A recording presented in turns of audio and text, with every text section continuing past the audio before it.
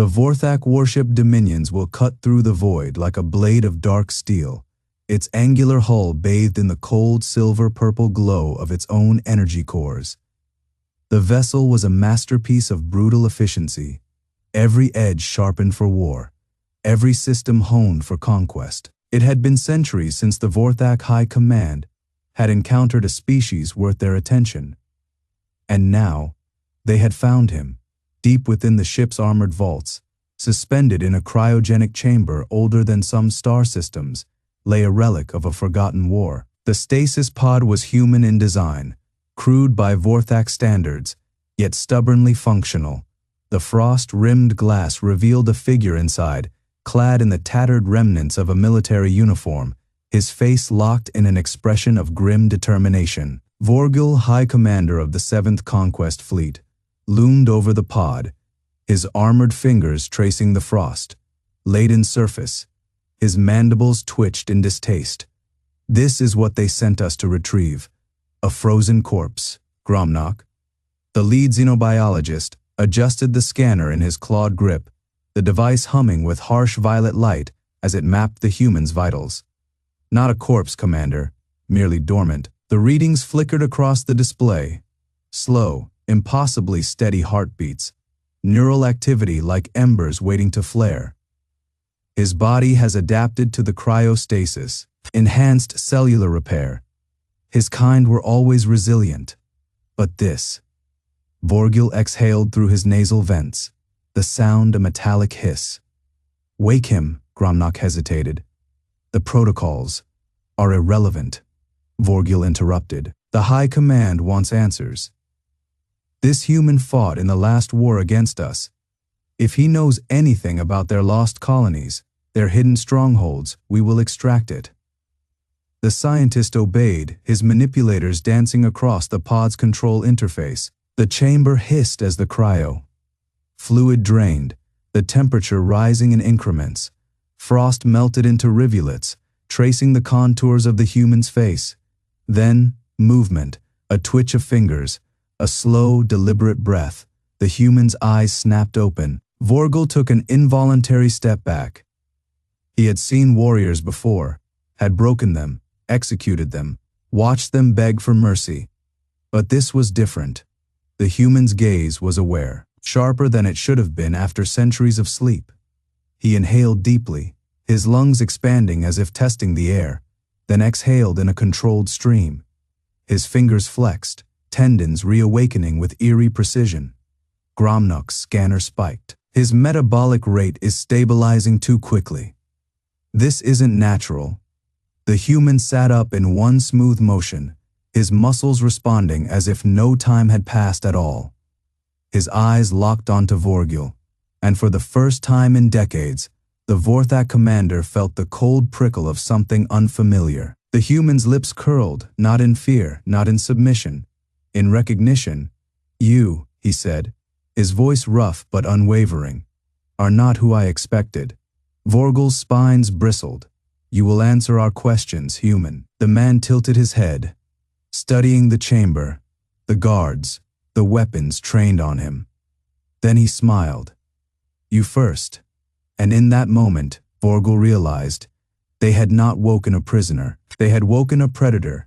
Section Fey, the wrong kind of delegation. The chamber's harsh silver, purple light cast jagged shadows across the human's face as he swung his legs over the edge of the pod. His movements were too fluid, too precise, like a weapon unsheathing itself after centuries of stillness. Gromnak's talons twitched over his scanner, the readouts flickering erratically. Impossible.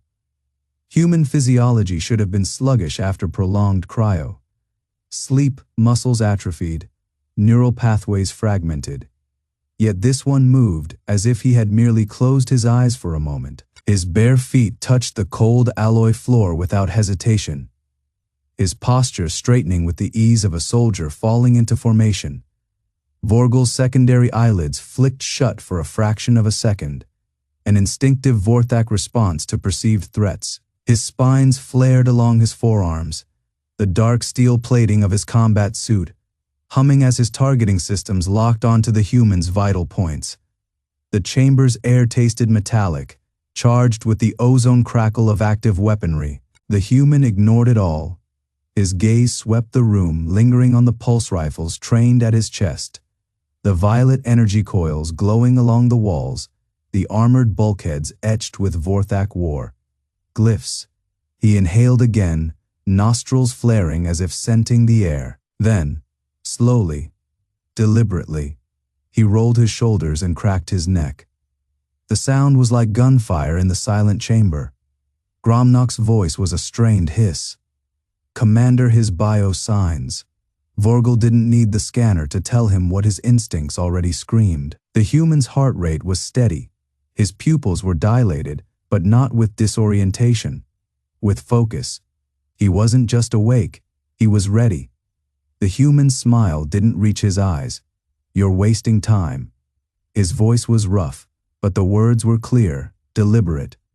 "Either shoot me or ask your questions. But if you're waiting for me to beg," he tilted his head, the motion eerily reminiscent of a predator sizing up prey.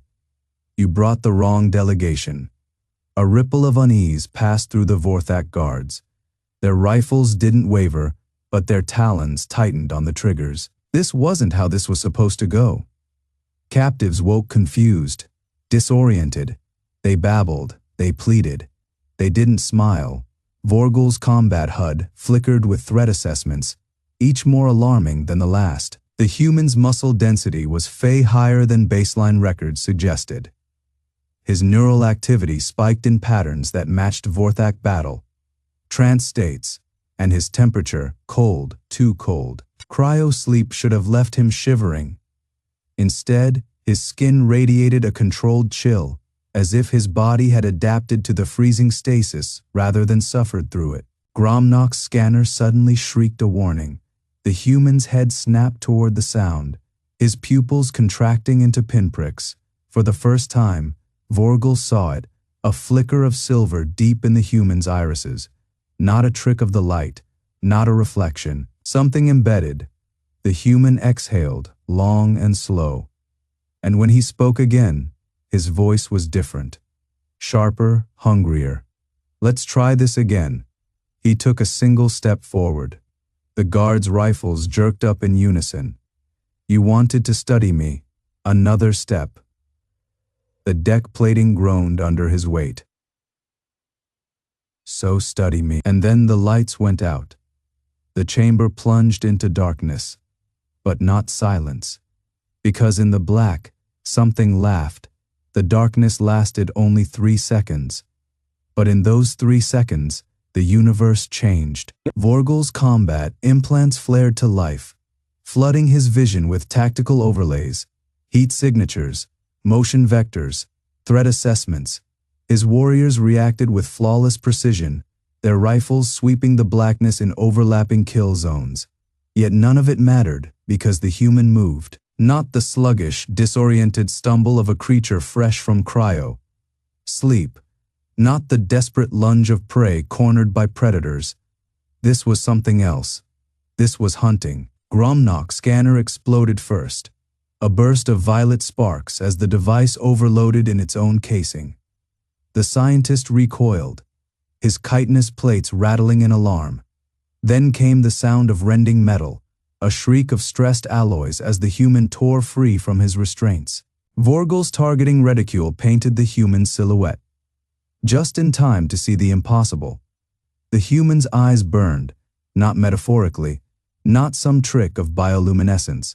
Actual silver fire, flickering behind his pupils like contained lightning. His veins lit up beneath his skin, tracing glowing pathways across his arms, his neck, his face.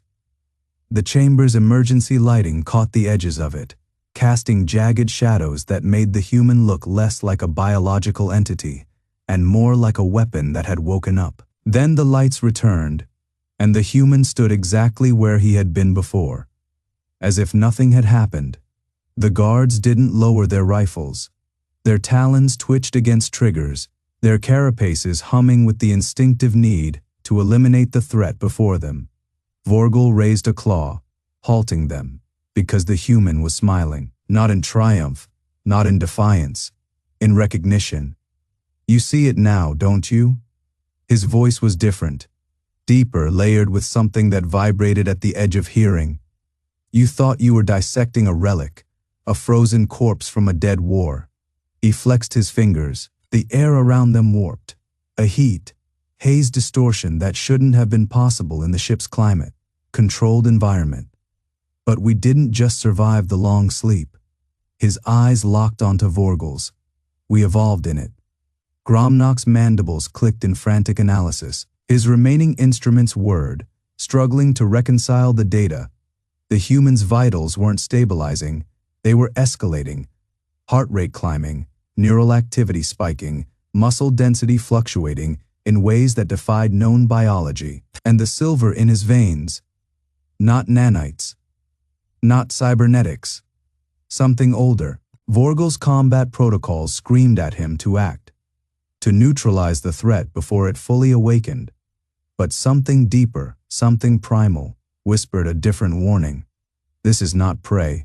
This is the thing that hunts prey. The human took another step, and the deck plating bent beneath his foot. The deck plating groaned under the human's weight, not just from mass, but from something deeper, something wrong. The metal didn't crack. It warped, as if the laws of physics themselves hesitated to oppose him. Gromnock's instruments shrieked in protest.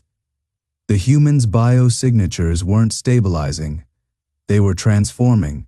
His cells burned with an energy signature the Vorthak had only seen in dying stars. His veins pulsed with that same silver radiance, threading through his flesh like liquid lightning.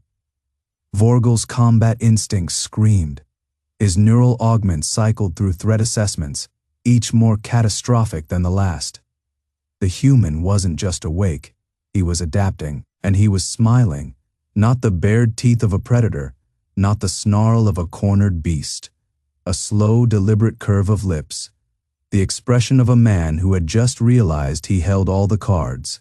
Gromnock's mandibles twitched, his voice a static-laced whisper. Commander. His cellular structure, it's rewriting itself. The cryostasis didn't preserve him. It refined him. The human flexed his fingers again. The air around them rippled, a visible distortion that sent the ship's atmospheric sensors into chaos. Humidity spiked. Oxygen levels fluctuated. The very light bent around him, as if space itself struggled to contain what he was becoming.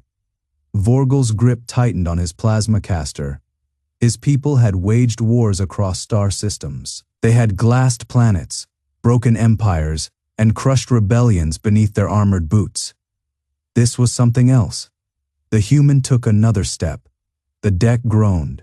The lights flickered, somewhere deep in the ship's core. The reactors pulsed, not in warning, but in recognition. You woke me up, the human said, his voice no longer hoarse. It resonated, layered with something deeper, something that vibrated in the bones of every Vorthak in the room. But you didn't ask why I was sleeping. Gromnock's data feeds scrolled too fast to read. Genetic markers shifted in real time. Muscle fibers reknit themselves with impossible efficiency. The silver in his veins wasn't just circulating, it was learning. Vorgel's augments finally locked onto a conclusion his pride had refused to acknowledge. This wasn't a relic.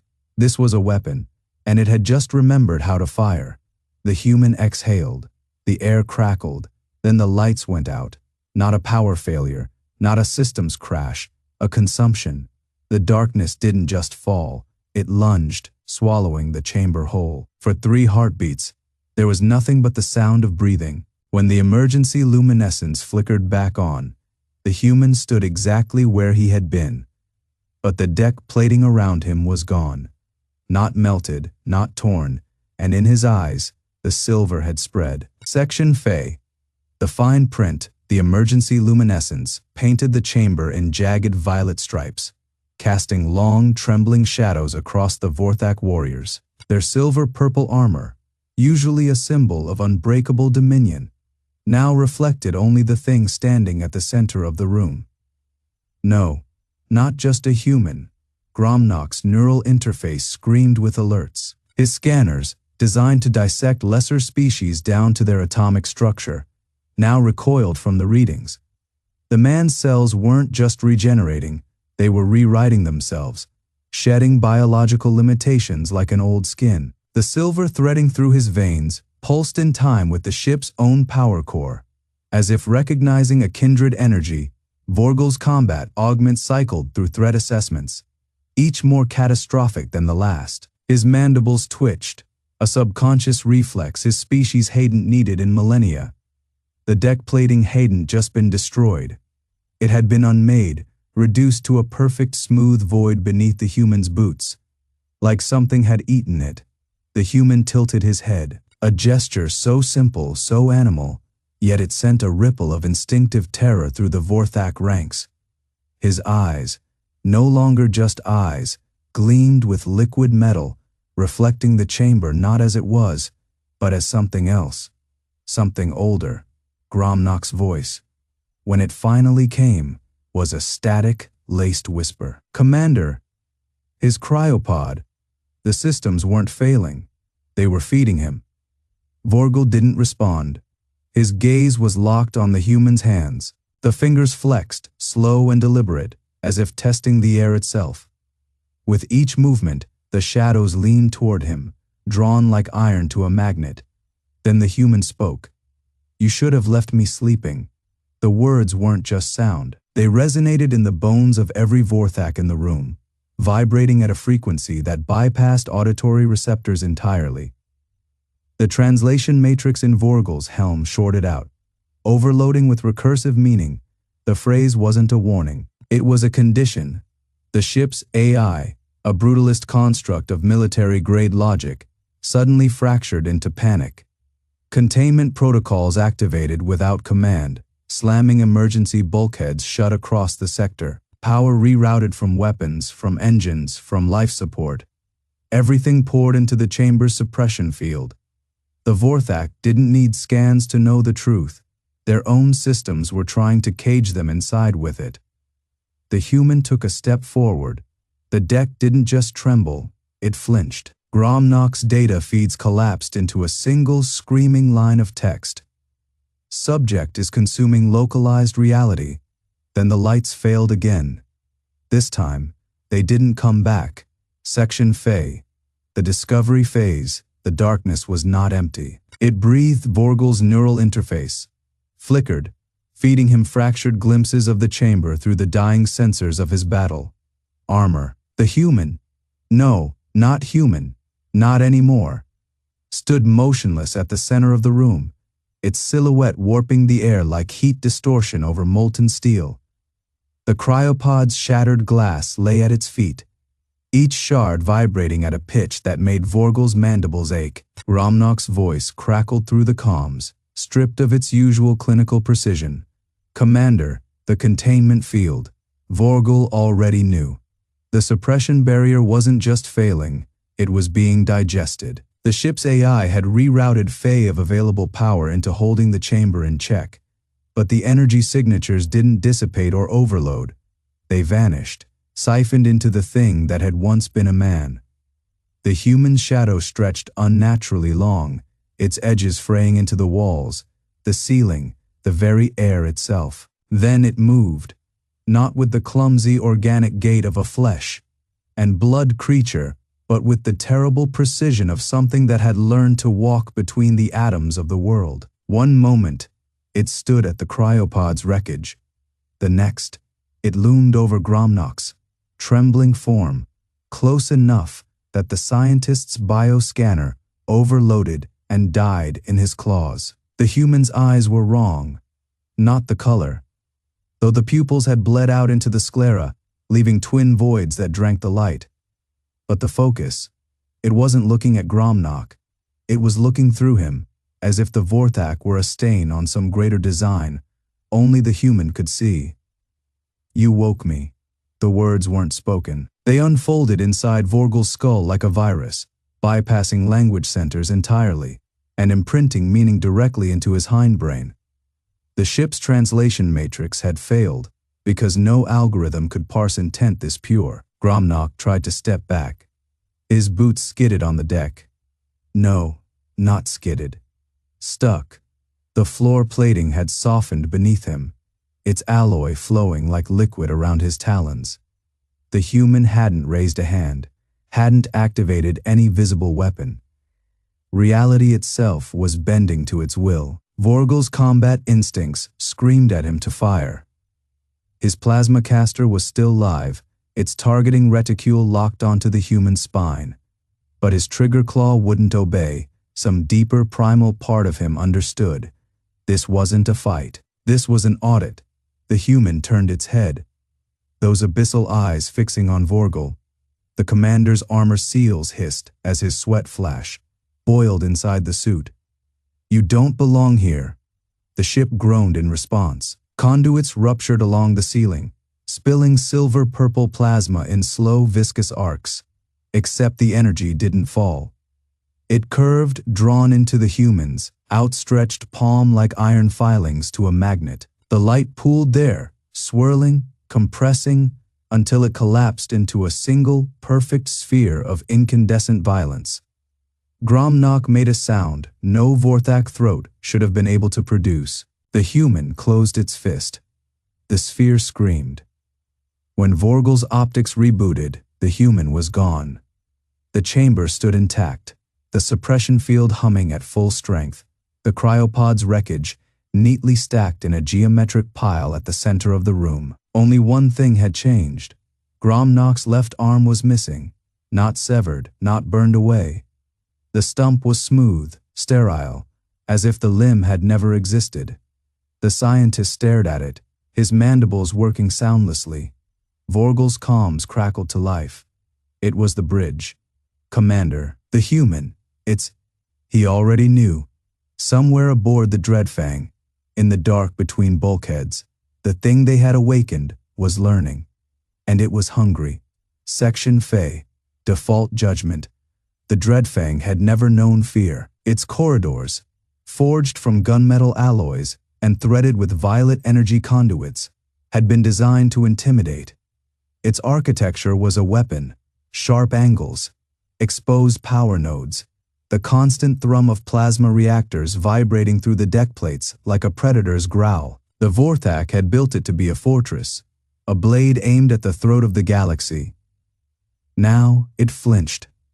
Commander Vorgel stalked through the ship's arterial passages, his talons clicking against the deck. The air tasted wrong, stale, thick with the ozone tang of overloaded systems. The suppression fields had been cranked to maximum, their silver-purple emissions pulsing erratically, as if the ship itself were sweating. Reports flickered across his retinal display. Breach in Sector Fey security lockdown failed. Energy spike in Armory Fey. No weapon discharge detected. Life signs in Cryobay Fey. Fey. Gromnak had stopped screaming. The scientist sat slumped against a bulkhead, his remaining manipulator limbs twitching as he cradled the smooth, featureless stump where his arm had been. His vocal sac pulsed uselessly, emitting only static. Vorgel ignored him. The human had left no trail, no heat signatures, no energy residue. It moved like a shadow given sentience, slipping through the Dreadfang's defenses, as if they were mist. The thought coiled in Vorgel's thorax, venomous. They had assumed the human would be weak after centuries in cryostasis, its muscles atrophied, its mind sluggish. They had not considered that time might have honed it, that the cryopod stasis field could have acted as a crucible, annealing its cells into something denser, stranger. And then there was the light, that impossible, screaming sphere it had conjured from nothing.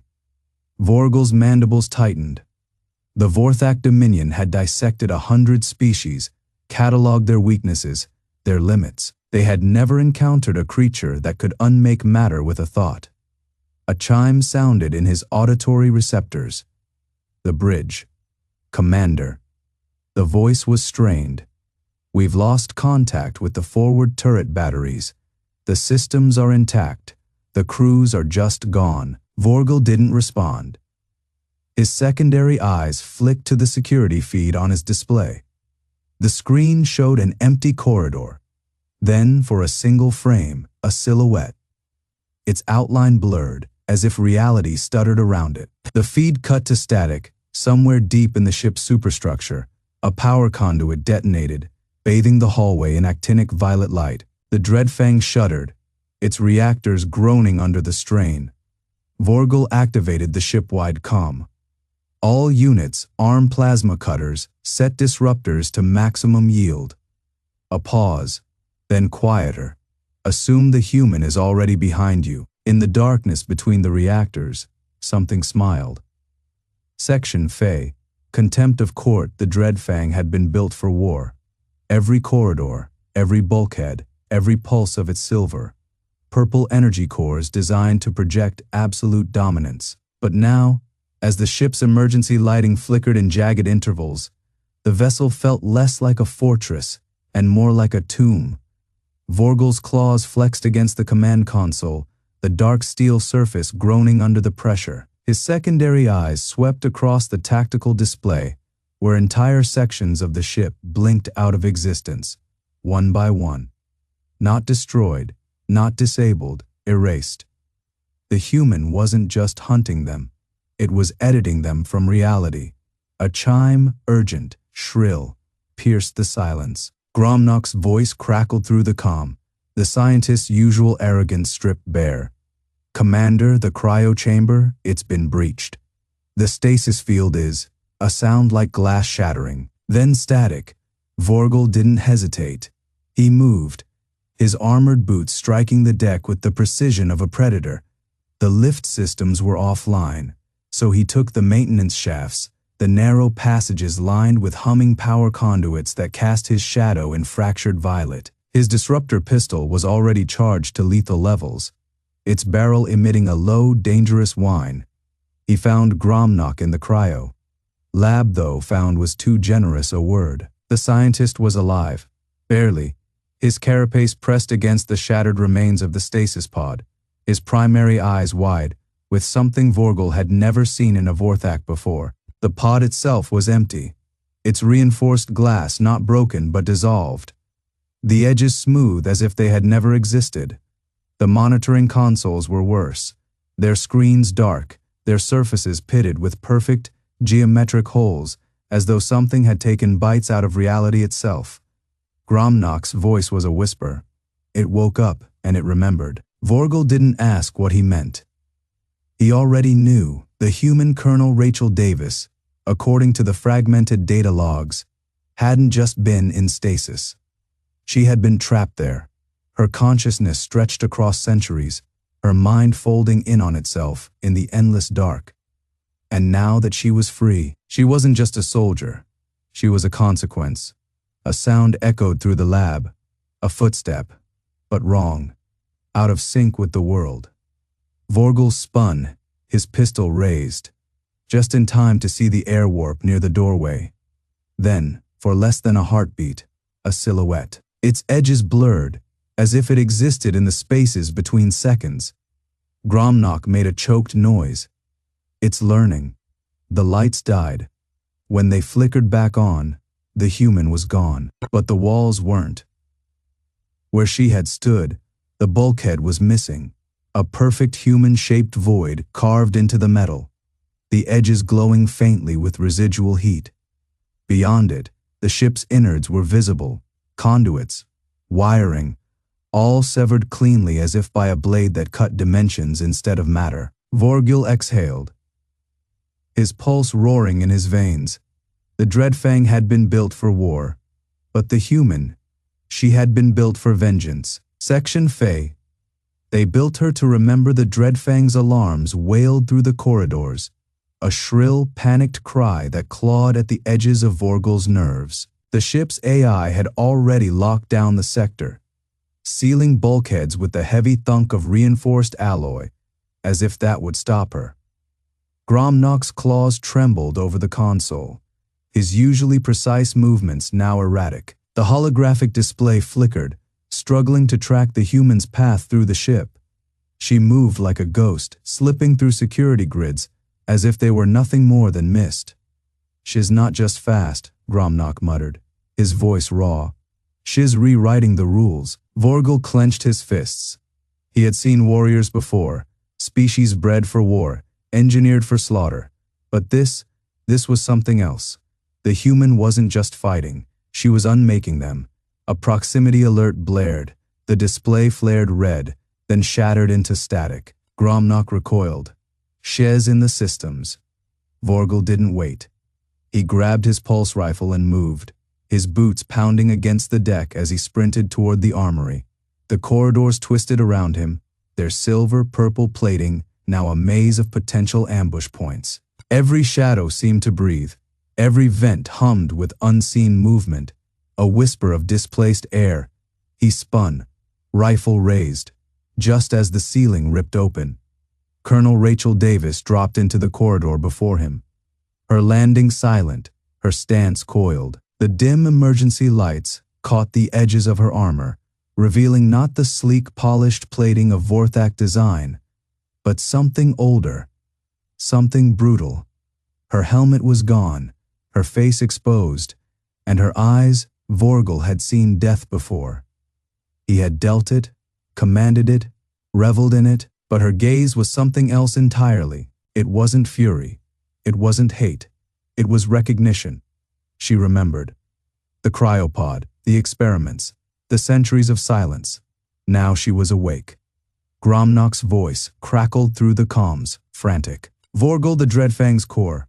Shez rerouting power. Rachel didn't flinch, didn't blink. She simply moved. Vorgel fired. The pulse rifle's discharge lit the corridor in violent silver. Purple, the energy screaming toward her. And then she was gone. Not dodging, not ducking. The shot struck the far wall, detonating in a spray of molten metal. Vorgel barely had time to register the heat before something wrenched his rifle from his grip. The weapon clattered to the deck, then melted, its components dissolving into slag. Rachel stood over it, her hand outstretched. Her fingers crackled with something dark, something hungry. "You took my soldiers," she said, her voice quiet, almost gentle. "Now I take your ship." The Dreadfang shuddered. Somewhere deep in its belly, the reactor groaned, and the lights died for good. The Dreadfang was dying. Vorgel felt it in the deck beneath his feet, the slow, shuddering tremors as the ship's silver, purple energy cores flickered and dimmed. The air tasted of scorched metal and ozone, thick with the acrid sting of failing systems. Around him, the violet emergency luminescence pulsed erratically, casting jagged shadows across the corridor. Rachel Davis stood motionless in the center of it all, her silhouette haloed by the dying glow of the ship. Her fingers still crackled with that thing, that impossible, devouring energy, but she made no move to strike. Not yet. Vorgel's pulse hammered in his throat. He had faced the void, had led fleets against the fiercest of the galactic fringe. But this was something else. This was humanity unchained. Gromnak's voice hissed through the comms again, distorted with static. The reactor, Shez draining it, like Shez feeding. Vorgel's mandibles twitched. Feeding. That was the word for it. The ship's power wasn't just being rerouted, it was being consumed. Rachel tilted her head slightly, as if listening to something beyond the groaning metal. Then, slowly, she lifted her gaze to meet Vorgel's.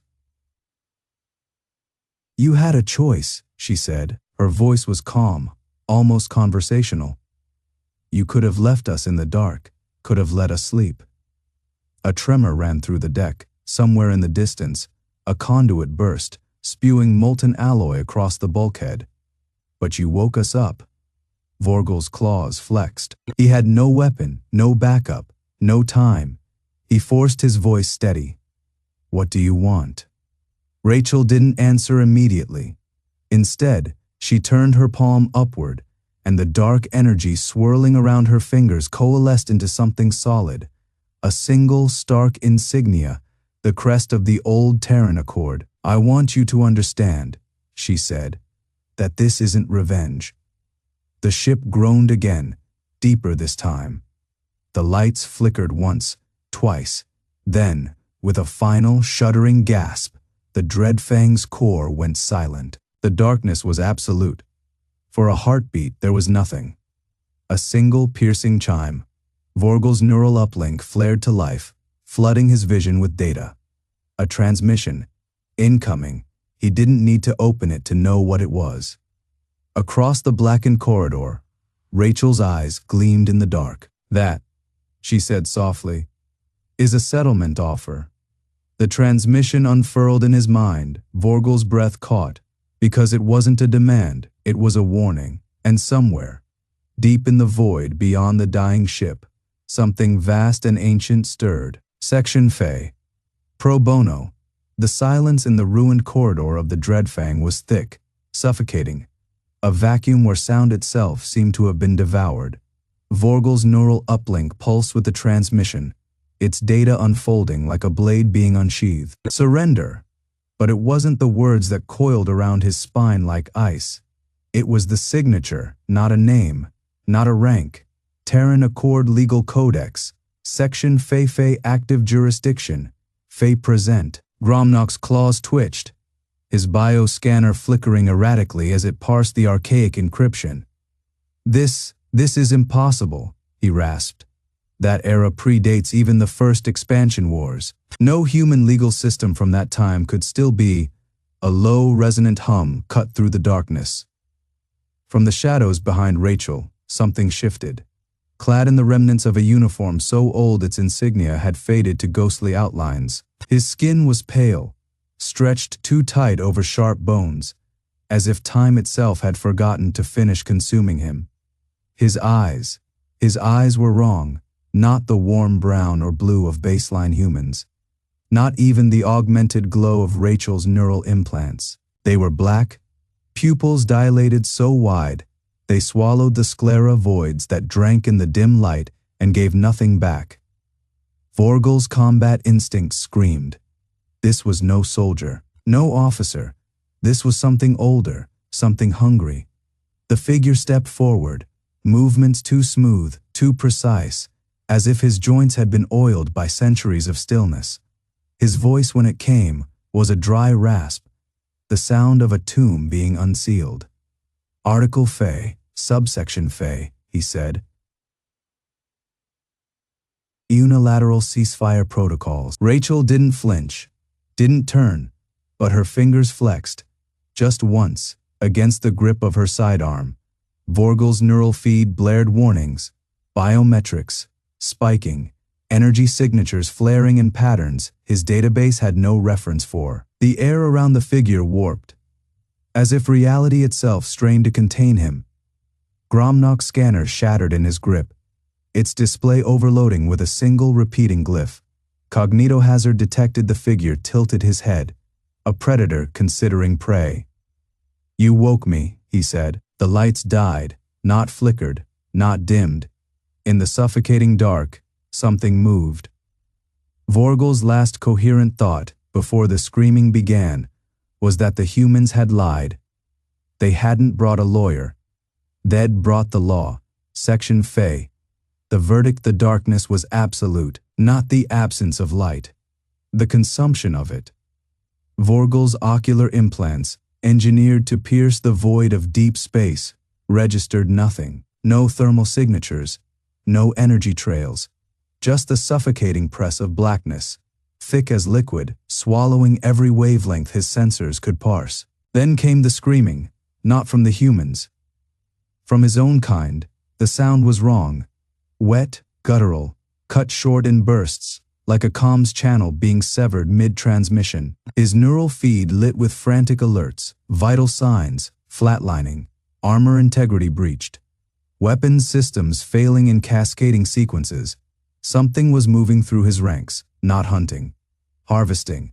A hand clamped onto his shoulder. Vorgel whirled, plasma sidearm already charging, only for the weapon to crumple in his grip, its core collapsing inward as if crushed by an invisible vise. The figure from the cryopod stood before him, close enough that Vorgel could see the way the darkness bent around him, light fracturing at the edges of his silhouette like space-time itself recoiling from his presence.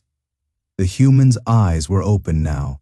They were wrong. Just pits of black deeper than the void between galaxies, swallowing the reflections of Vorgel's own terrified face. "You violated Article Fe," the figure said. His voice hadn't changed. Still that dry tomb cracked rasp. But now it resonated, vibrating through Vorgal's exoskeleton like a tuning fork struck against his bones. Subsection Fe ceasefire protocols, unilateral engagement terms. Vorgal's translator struggled, parsing archaic syntax, legal terminology centuries out of date. His mandibles clicked in involuntary distress. We did not know," the figure tilted his head, a predator considering prey. "Ignorance," he said, "is not a defense." Behind him, the darkness moved, shapes resolved, humanoid, but elongated, their limbs too many and too long, their movements a stuttering series of afterimages. They wore uniforms, old ones, faded insignia of nations, long dissolved into the annals of human history. Their faces were blank, smooth, featureless. Gromnock's shriek cut through the chamber as one of them turned toward him, its head rotating a full Fe degrees without disturbing the stiff line of its collar. The alien scientist scrambled back, his carapace scraping against the deck plating, and then he was gone. Not disintegrated, not teleported. One moment, his form filled space. The next, the air where Head stood was simply empty, as if the universe had excised him from existence with surgical precision. Vorgal's neural feed flatlined in terror. The figure stepped closer. "You woke me," he repeated. "You woke them." A flicker of motion at the periphery. Rachel Davis, standing rigid, her sidearm still holstered. Her face was pale, her breathing controlled, but her fingers trembled, not with fear, with recognition. "Judge," she whispered. The figure, the judge, turned his hollow gaze toward her. For the first time, something flickered in those depthless eyes. Something almost like sorrow. "You should have left us sleeping, Colonel." The remaining Vorthak soldiers were backing away, their weapons sparking uselessly in their grips. One fired, a plasma burst that should have vaporized half the chamber. It winked out mid-flight, unraveling into harmless photons. The judge didn't even flinch. "The verdict," he said, "is guilty." The lights returned. The scream stopped. The chamber was empty. Not a single Vorthak remained. No bodies, no debris. Just the lingering ozone scent of discharged weapons and the quiet hum of human machinery powering back online.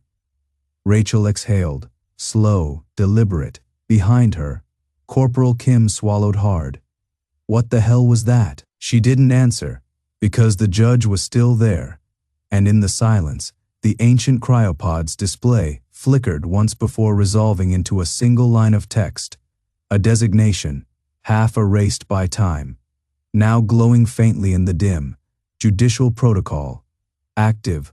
The silence in the chamber was absolute. Rachel Davis had seen combat on 3 worlds, had watched soldiers die in the choking dust of alien battlefields, had felt the gut-deep terror of orbital bombardments shaking the ground beneath her boots. But this was something else.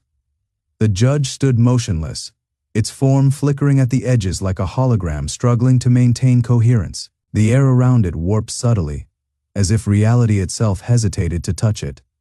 The Vorthak were gone, not dead. Corporal Kim's breath came in shallow, controlled bursts beside her.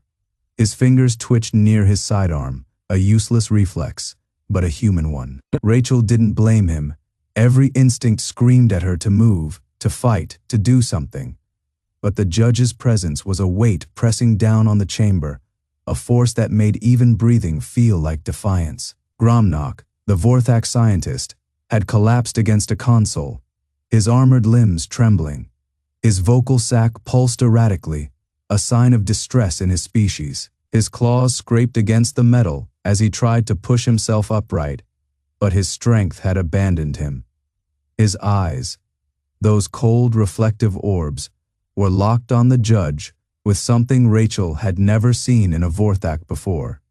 Vorgal, the commander, was nowhere to be seen. Rachel forced herself to focus. The cryopod's display still glowed faintly.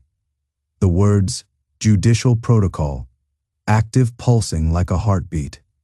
She didn't know what it meant, not fully, but the implications were clear. This wasn't just a relic, it was a weapon, and it had just declared the Vorthak guilty.